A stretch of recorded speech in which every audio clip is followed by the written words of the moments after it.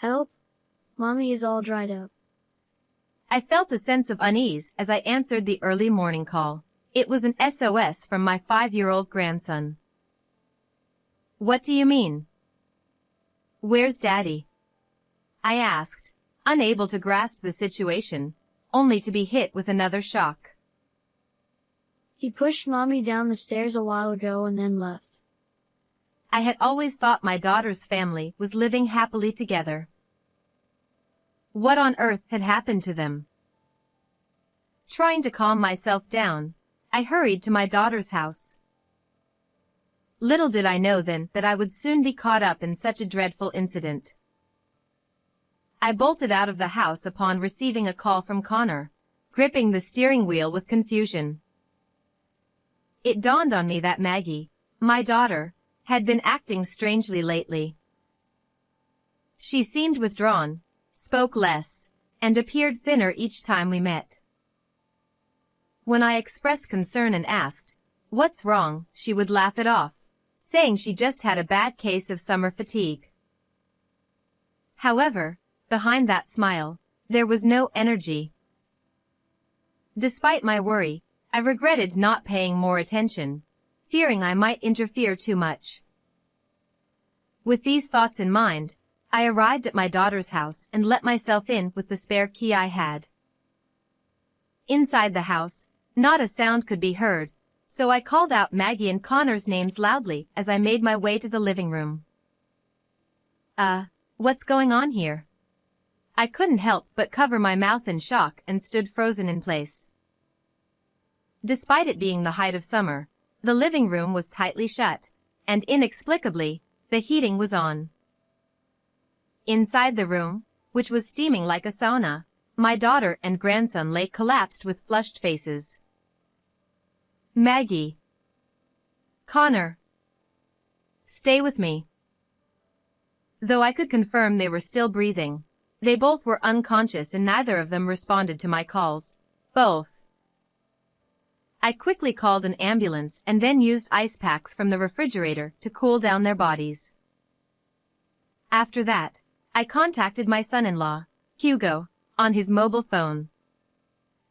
He said he had been on a business trip since the previous day and was terribly shaken by the news of his wife and son's critical condition. Come to think of it, Maggie had been saying she wasn't feeling well for a while. Apparently, my daughter had been taking sleeping pills every night because she couldn't sleep. She must have accidentally switched the air conditioning to heating and then fallen asleep as the medication took effect.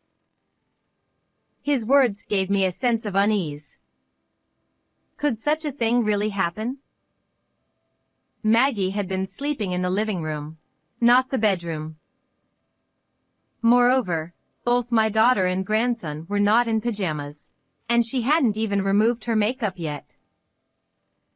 Given Maggie's meticulous nature, I couldn't imagine her taking medication and falling asleep in the living room before putting Connor to bed.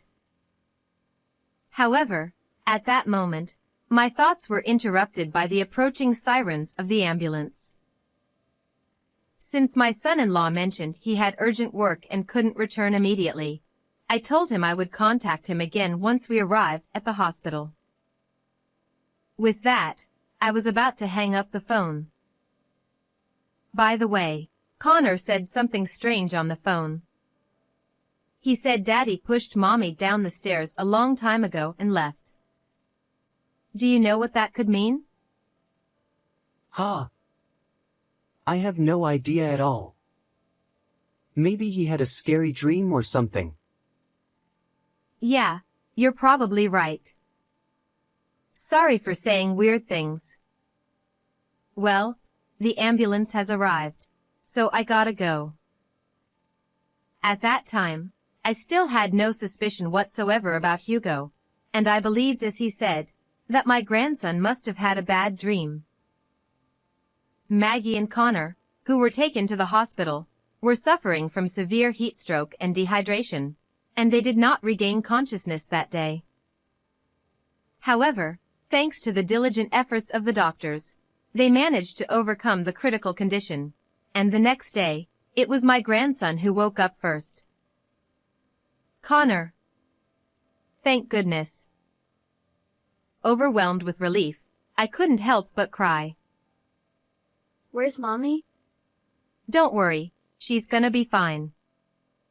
And, Daddy will come here soon. Then, my grandson's face suddenly contorted. No. Don't let Daddy come. Oh, no. You still need to rest. I quickly stopped Connor, who had jumped out of bed in a panic. I want to see Mommy. Where is she? Connor, calm down. What do you mean? What happened? Daddy pushed Mommy down the stairs. All right. It's going to be okay. Just calm down. I comforted my excited grandson, gave him some water to drink, and decided to listen to what he had to say. Mommy and Daddy have been fighting all the time. The story told by Connor was something I had no idea about at all. He said that Hugo regularly raised his hand to Maggie. That night, they had a heated argument again, and in front of Connor, Hugo pushed Maggie down the stairs. What the heck? I recalled my daughter's recent behavior and finally understood that this was the reason she had been so down. However, while violence is absolutely unacceptable, marital issues can be complex and only truly understood by the individuals involved. In addition, I had reservations about how much I could believe what my grandson said. Hugo, I knew, was gentle and kind, someone who cherished Maggie and Connor deeply. Moreover, he had said on the phone that he had been on a business trip since the previous day. Grandma, do you not believe what I'm saying? Sensing my reluctance and unease, he looked at me with teary eyes. Seeing this, I was deeply shaken. Connor is normally very smart and not the kind of child to tell pointless lies. I found it especially puzzling that he hadn't woken up until morning in such a hot room. Hey, Connor. Do you know where Daddy went after he pushed Mommy? I don't know.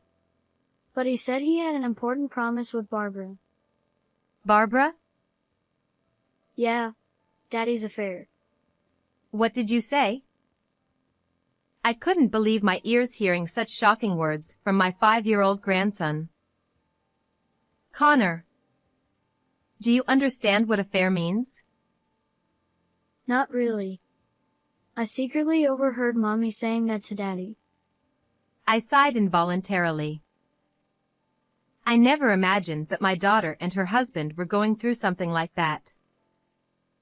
My heart ached, thinking about how much Maggie and Connor must have been suffering, and my distrust toward Hugo grew within me.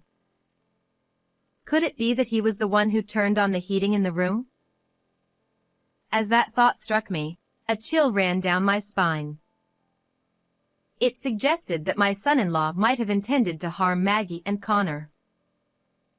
I hurriedly tried to dismiss such a terrifying idea, thinking it couldn't possibly be true, but the suspicions kept growing stronger and stronger. Hey, Connor. Take a deep breath and try to remember slowly. Did Daddy give you anything before he left the house?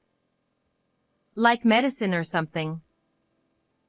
My question made my grandson pause and think for a moment. I remember it now. He gave me juice. I knew it. Did you drink it? Yeah, I did. I told him I didn't want it because I was worried about Mommy. But Daddy had a scary look on his face and told me to drink it. At that moment, my grandson seemed to recall what had happened, and started crying. Okay. I'm sorry for asking you something difficult. You're safe now. I was deeply confused, but tried to comfort my grandson by rubbing his back and gently stroking his head. After a while, Connor seemed to calm down and fell asleep again. Afterward, I went alone to my daughter and son-in-law's house. Before my grandson fell asleep at the hospital, He had told me something important. He mentioned that just before the incident, she was doing something on her phone. I thought there might be some clues there, so I wanted to check it out. And indeed, my suspicion was correct. It seemed that Maggie had been recording conversations with Hugo. When I pressed the play button, intense arguing between the couple played from her phone. Then, I heard Maggie shout, "Stop," followed by a loud crashing noise. Furthermore, the recording vividly captured Connor's crying and Hugo's forcefully making him drink the juice. I knew it. Hugo was trying to kill Maggie and Connor. Driven by uncontrollable anger, I was going to stand up with crucial evidence in hand, intending to go to the police. However, in the next moment, I felt a sharp impact to the back of my head and lost consciousness. How much time passed after that, I wonder. I woke up with an excessive heat and was astonished to see an unbelievable sight. The house was on fire. I panicked and tried to get up in a hurry, but the next moment, I froze in terror. My hands and feet were bound tightly with thick ropes, and I realized I couldn't move. "Someone, help me!" I shouted at the top of my lungs, but I was alone in the sealed house. My voice didn't reach outside.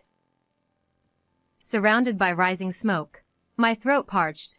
The suffocating fear overcame me to the point where I could no longer let out my voice. Ah. It's over. But just as I felt despair in this dire situation, suddenly the window glass shattered, and someone jumped into the room, saving me. Several hours later, I made a call to the perpetrator who had attacked me at my daughter's house. "You've really gone too far. But unfortunately for you, I'm still alive." The damage to the house was just a small fire. Upon hearing this, the person on the other end of the phone was briefly stunned, but then immediately played dumb. What are you talking about? Actually, while I was unconscious from being hit, the perpetrator had taken the phone with the evidence. Of course, it was none other than my son-in-law, Hugo. How audacious. I know everything now. What you did to Maggie and Connor, and you even tried to kill me after I found out. Excuse me. I have no idea what you're talking about. Well, you can pretend to be clueless for now. You might not know this, but there are other pieces of evidence. Wait. What do you mean by evidence? If you want to find out, come to my house right now. I want to hear the truth from you before I go to the police. I hung up the phone after saying that.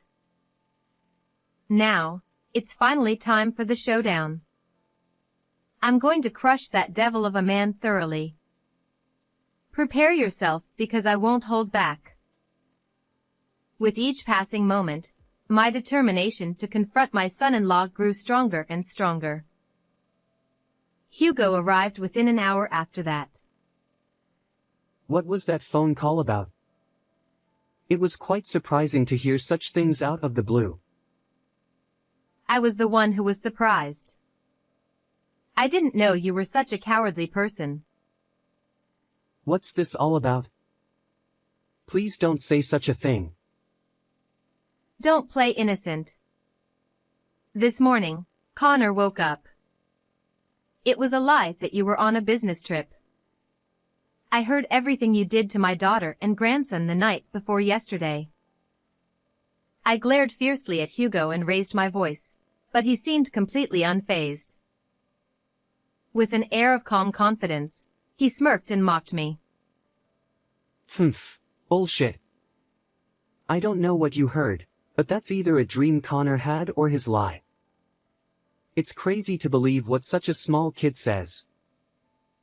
Connor doesn't lie, and he's much smarter than you think. He knew that you were cheating, Hugo. He's been hurt by his parents' bad relationship for a long time. So, I don't know anything about that. Isn't it just some fantasy typical of kids? Don't play dumb. You made plans to go on a trip with your mistress. And because Maggie confronted you about it, you got into an argument and tried to harm my daughter and grandson. Maggie and Connor's anguish weighed heavily on my mind, and tears involuntarily streamed down my cheeks. However, Hugo looked even more delighted and sneered at me. It's completely ridiculous. Are you starting to lose your mind because of your age? Maggie recorded your conversations from the night before last on her phone. I listened to that audio earlier. Oh, is that so? Then please, let me hear it too. Don't play dumb. You took her phone from me. And then you tried to kill me by setting the fire. Ha ha ha ha ha. In the end, you have no evidence. That means it's just an accusation. Even if you go to the police, they'll just laugh it off as the ramblings of children and old people. Hugo then burst into an exaggerated laugh, clutching his stomach theatrically. Well then, I'm leaving. I don't have time to play detective with an old woman. Then, he turned his back and started to walk away. Wait a moment. Can you still make excuses after seeing this? I called out to stop him, and as he turned around, I thrust my phone screen in front of him and started playing a certain video. It was the living room of my daughter's house a few hours earlier. The video showed my son-in-law striking me from behind with a golf club, setting fire, and then hastily fleeing the scene. Seeing this, Hugo's demeanor abruptly changed. The calmness he had maintained vanished instantly, and his expression shifted dramatically. Hey, what's this? When did you film that? Even you didn't expect it. I looked straight at him, and he turned pale, his lips trembling uncontrollably. See? I told you there was more evidence. If I show this to the police, you're done. Damn it, you meddling old fool. Hugo finally snapped and lunged at me, trying to snatch the phone from my hand. However, just before he could reach me, I swiftly dodged and stuck out one foot, tripping him. Damn. Hugo lost his balance and stumbled, hitting his leg hard against the table and collapsing in pain. You damn old hag. I can't forgive you for this. He stood up, eyes bloodshot, and began to slowly approach me, loosening his tie. Watching his every move, I positioned myself to be able to escape in either direction, while continuing to confront Hugo. Finally showing your true colors, aren't you? It was the same the night before last, wasn't it? You got angry when Maggie accused you of cheating and pushed her down the stairs, right? Yeah, that's right. She was nagging so much, I couldn't stand it. And you deliberately switched the air conditioner to heating, didn't you? That's right, I did it. Before that, I secretly put sleeping pills in her drink, so I expected her to sleep until morning. You coward. Why would you do that? If you hated Maggie so much, you should have just divorced her. Inside my heart, intense sadness swirled. My precious daughter had been treated like trash, and I couldn't help but feel sorry for her. Yeah, that was my plan. But then Maggie started talking about demanding alimony. She had been a stay-at-home mom all this time, living an easy life on my dime. She had some nerve, that woman. Even so, that doesn't justify dragging Connor into this. He's your child. I met another woman. Connor was in the way of starting a new life with her. You monster. Say whatever you want. With those words, my son-in-law shouted and took advantage of my momentary distraction to lunge at me. I instinctively twisted my body, but the next moment, I was caught from behind and restrained tightly. Should have just cooperated from the start. Making me go through this trouble. Hugo said as he began to wrap the tie he had in his hand around my neck. Stop this now. Even if you do this, Maggie will tell everything you've done once she wakes up. Don't worry, you'll soon join her. Hope you meet again in the afterlife. Stop. It hurts. His grip on the tie tightened, and my vision started to blur. Stop right there. At that moment, the sliding doors leading to the back room opened, and a woman holding a video camera burst into the room. I've recorded everything you've done. It's over. Now, let go of her. My goodness, Barbara. What are you doing here? In the next moment, Hugo seemed to forget about me completely and stood frozen, looking as if he'd been caught red-handed. And no wonder. It turned out that Barbara, his mistress hiding in the next room, had been secretly recording every despicable act of his. Our meeting happened just 2 hours ago. I found myself in a dire situation, engulfed in flames at my son-in-law's house. The one who burst in and rescued me was her.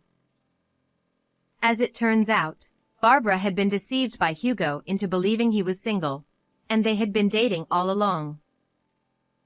However, suspicious of his behavior, Barbara had doubts and decided to secretly follow Hugo after their vacation together.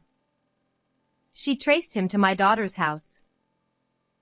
She went to the backyard and peeked into the house through the curtains, and what she saw was beyond belief.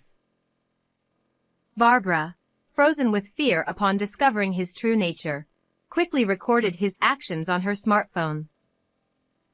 However, upon seeing flames erupt, she snapped back to reality, smashed through the window, and used a fire extinguisher to put out the fire, and saved me. Afterwards, having confessed everything, we decided to team up and seek revenge on Hugo together. How dare you deceive me all this time, lying about being single.